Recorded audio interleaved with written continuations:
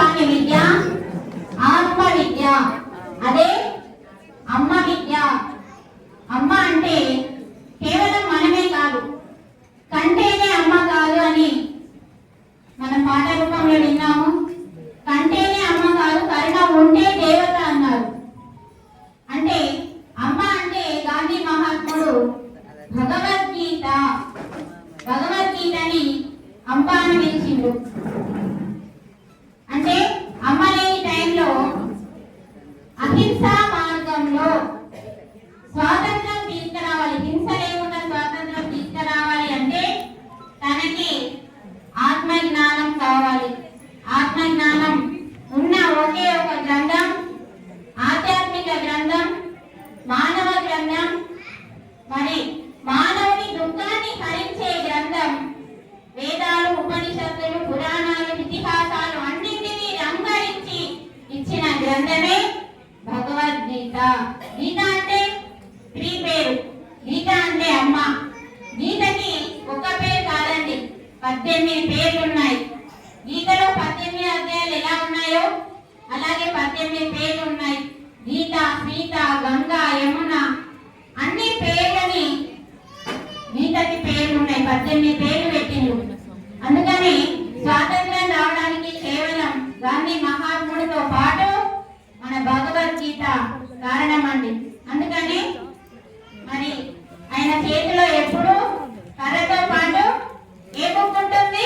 గ్రంథం ఉంటుంది, అదే భగవద్గీత గ్రంథం.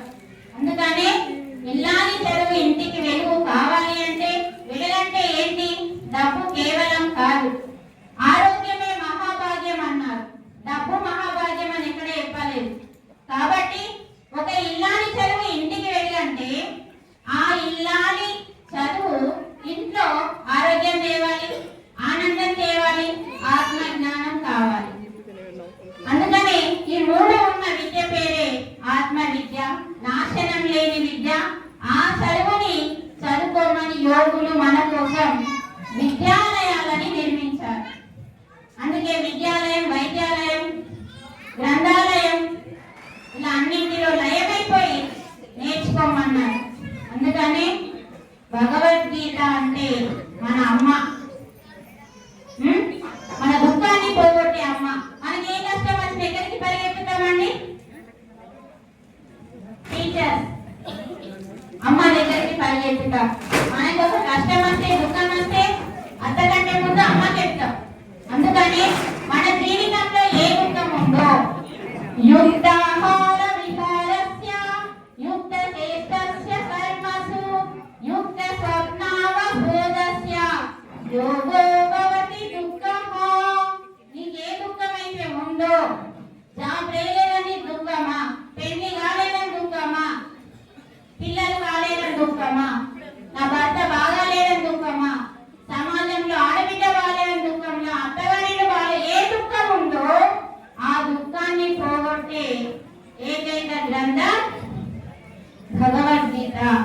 అందుకని మనం ఈ విద్యతో పాటు, బాహ్య విద్యతో పాటు ఆత్మ విద్య ఎందుకు నేర్చుకోవాలి అంటే అంతఃకరణ శుద్ధి కోసం. ఎప్పుడైతే మనం అందరం అంతఃకరణ శుద్ధి అంటే మన లోపల అరిషడ్ వర్గాలని పూర్తిగా తొలగించుకోవడమే. అలాంటి స్త్రీ పేరే కరుణ అన్నారు. ఎవరి లోపలైతే అంతఃకరణ శుద్ధి ఉంటుందో కరుణ ఉంటుంది. కరుణే ఉన్న తల్లే దైవము అన్నారు. చూడండి, కరుణ ఉన్న తల్లే కంటేనే కాదు, కరుణ ఉంటే దైవము అన్నారు. అందుకనే మనల్ని భగవంతుడు సృష్టిలో తనకు లేని స్థానాన్ని ఫస్ట్ మనకు అందించాడండి. మాతృదేవో భవ. ఎందుకంటే మనలో కరుణ ఉండాలని, మనకి స్త్రీ అనే, చూడండి, స్త్రీ అనే అక్షరం ఒక పదం రావద్దు, సావద్దు, తావద్దు, 3 ఒత్తులతో కూడిన అక్షరం స్త్రీ. అంటే చూడండి మనని ఏ స్థానంలో ఉంచాడు పరమాత్మ అంటే 3 గుణాలు దాటిన స్త్రీ. స్త్రీ అంటే ఈ యొక్క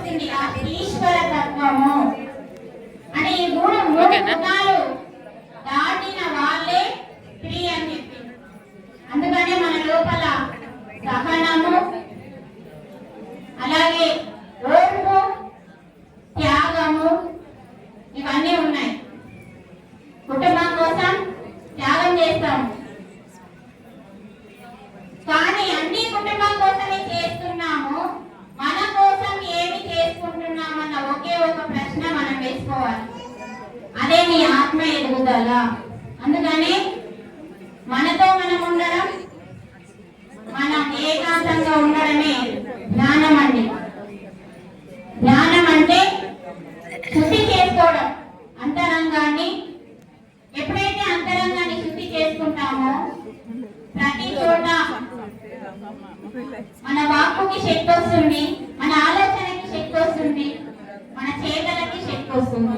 అందుకనే మెడిటేషన్ అనేది శ్వాస మీద ధ్యాసని ధ్యానం చేస్తే మనకి ఈరోజు భగవద్గీతలో కూడా యోగివిక అని చెప్పి అర్జునుడికి వివరించింది. కాబట్టి యోగి అంటే మోక్షము, మోక్షము అంటే దుఃఖం లేకుండా చేసుకోవడం. అంటే ఎంత ఉన్నా, డబ్బు ఉంది, జాబ్ ఉంది, భర్త బాగున్నాడు, అన్ని బాగున్నాయి, కానీ అందరింట్లో ఉంది ఒకటే దుఃఖం. ఆ దుఃఖాన్ని తొలగించుకోవాలి అంటే తప్పకుండా మన లోపలికి మనం ప్రయాణం చేయాలి. అందుకని అదే నిజమైన ఇల్లాలి చదువు, ఇంటికి వెలుగు అని. నా ఎదుగుదలకు ఫస్ట్ నా గురువు గారు, తర్వాత నా భర్త. ఎందుకంటే ఎన్నో అనారోగ్యాలతో బాధపడుతున్న నేను, ఒక పాయింట్ చెప్పి నేను ముగిస్తాను. ఎన్నో అనారోగ్యాలతో బాధపడుతున్న నేను లాస్ట్ సిచ్యువేషన్ లో నాకు గ్యారంటీ ఇవ్వలేదు, బ్రతుకుతుంది అని చెప్పలేదు. ఆ సిచ్యువేషన్ లో వాళ్ళ ఫ్రెండ్ ద్వారా ధ్యానం గురించి తెలుసుకొని అక్కడికి నన్ను తీసుకెళ్ళింది నా భర్త. నా ఎదుగుదలకి నా వెనకాల ఉండి నడిపించి ఎన్నో గ్రామాలకి నన్ను ప్రోత్సహిస్తూ, ఇంట్లో అన్ని చూసుకుంటూ, అత్తమ్మ పర్మిషన్ తీసుకొని నా కుటుంబం ఈ రోజు జ్ఞాన కుటుంబంగా మార్చుకోవడానికి నా భర్తే ఒక మంచి అవకాశం. చూడండి, ఈ రోజు నాతో పాటు మా అత్తయ్య, మామయ్య, పిల్లలు, భర్త అందరూ కూడా శాకాహారులుగా మారి ప్రతి ఒక్కరూ ధ్యానం చేస్తూ ఆరోగ్యంగా ఉన్నారు. ఇది చదవాలి, ఇది చేయాలి అని పిల్లలకి చెప్పే అవసరం లేని స్థితిలో ఈ రోజు మరి మా పిల్లలు ఉండడానికి కారణం ధ్యానం అండి. చిన్నప్పటి నుంచి వాళ్ళకి ధ్యానం నేర్పించాను. ఎందుకంటే మొక్కగా ఉన్నప్పుడు ఏది నేర్పిస్తామో అది పట్టుకుంటారండి. మానైనాక నేర్పిస్తే పట్టుకోవడానికి అవకాశం లేదు. నాకు అదృష్టం దొరికింది, మరి నా భర్త ద్వారా ధ్యానం దొరికింది. నా వెనకాల నా నుండి నడిపించిన నా గురువు, అలాగే నా భర్తకి నా శతకోటి వందనాలు. ఈరోజు వాళ్ళిద్దరూ లేకపోతే ఎన్నో అనారోగ్యాలు పోగొట్టుకొని 14 సంవత్సరాల నుంచి ఒక్క టాబ్లెట్ లేదండి, హాస్పిటల్ అంటూ లేదు. చూడండి, సంపూర్ణ ఆరోగ్యంతో ప్రతిరోజు నేను 2 గంటలు, పొద్దున బ్రహ్మ గడియలో 2 గంటలు, రాత్రి పడుకోవడానికి 1 గంట ముందు ధ్యానం, ఇలా చేసి అంతరంగాన్ని శుద్ధి చేసుకుంటూ, శరీరాన్ని శుద్ధి చేసుకుంటూ, మనసుని శుద్ధి చేసుకుంటూ, మరి ఎందరో మహిళలకి భగవద్గీతని నేర్పిస్తూ, ధ్యానాన్ని అందిస్తూ, మరి ఈ రోజు నాకు ఎంతో ఆనందంగా ఉంది. సంతోషం కాదండి నాకున్నది, ఆనందం. సంతోషం ఇలా వస్తుంది, అలా వెళ్ళిపోతుంది. ఆనందం శాశ్వతం. ఓకే, మరి చక్కటి అవకాశాన్ని మీరు కూడా వినియోగించుకోవాలని, మీరు కూడా ధ్యానం నేర్చుకోండి. మా ఇంటికి ఎనీ టైంలో రావచ్చు, నేను ఎప్పుడు నేర్పించడానికి సిద్ధంగా ఉన్నాను. ఇక్కడ వరలక్ష్మి మేడం కూడా ఉన్నారు. తాను ఫస్ట్ జాబ్ సంపాదించడానికి ముందు ఎంతో దుఃఖంలో మా ఇంటికి వచ్చింది. ఒకసారి నిలబడండి. తాను వరలక్ష్మి టీచర్.